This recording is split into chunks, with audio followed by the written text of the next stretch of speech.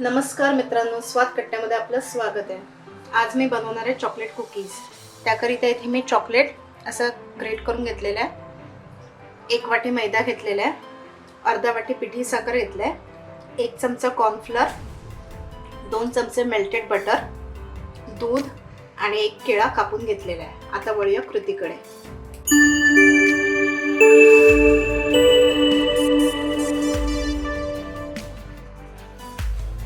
एक मी बाउल घेतलाय, त्यामध्ये हे मी केळ्याचे तुकडे घालत आहे। हे आता स्मॅश करून घ्यायचे आहेत। अशा प्रकारे मी केळे स्मॅश करून घेतलेले आहेत। आता यामध्ये मी बटर घालत आहे। मी 2 चमचे इतकं बटर घेतलेलं आहे। आता यामध्ये पिठी साखर घालत आहे। आता हे व्यवस्थित मिक्स करून घ्यायचे आहे। हे व्यवस्थित मिक्स झालेलं आहे। बेकिंग सोडा घालत आहे, अर्धा चमचा इतका बेकिंग पावडर घालत आहे, चिमटीभर इतकी मीठ घालत आहे, 1 स्पून इतकं मी व्हॅनिला एसेन्स घालत आहे। आता हे सगळं मिश्रण व्यवस्थित मिक्स करून घ्यायचं आहे।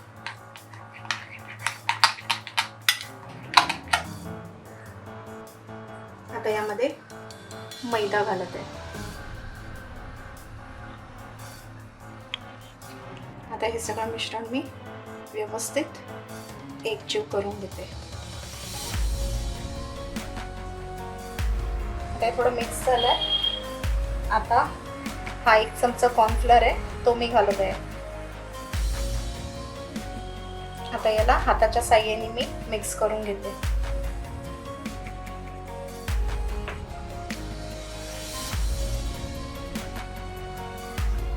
आता यात थोडं थोडं करून दूध घालायचं आहे आणि एक घट्ट असा डो बनवायचा आहे याचा।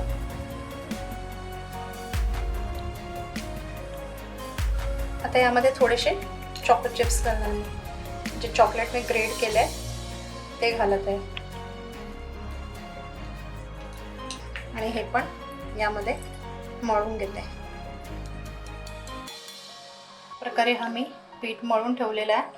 आता याला आपण असंच अर्धा तास रेस्ट करायला ठेवूया। आता अर्धा तास झालेला आहे। पीठ आपलं व्यवस्थित झालंय।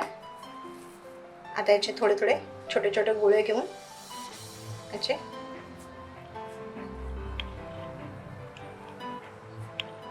या कुकीजचा आकार द्यायचा आहे। या प्रकारे मी सगळे कुकीज बनवून घेते। या प्लेटला मी बटर लावून घेतलेलं आहे आणि त्यामध्ये मी हे कुकीज ठेवलेले आहेत। आता आपण याला बेक करून घेऊया। इथे मी कढई ठेवली आहे गरम करण्याकरिता आणि कढई गरम झालेली आहे। आता त्यामध्ये ही कुकीजची प्लेट ठेवणार आहे। आता आपण हे 15 ते 20 मिनिटं व्यवस्थित बेक करून घेऊया। 20 मिनिटं झालेली आहे। आता कुकीज चेक करूया। आपले कुकीज झालेले आहेत।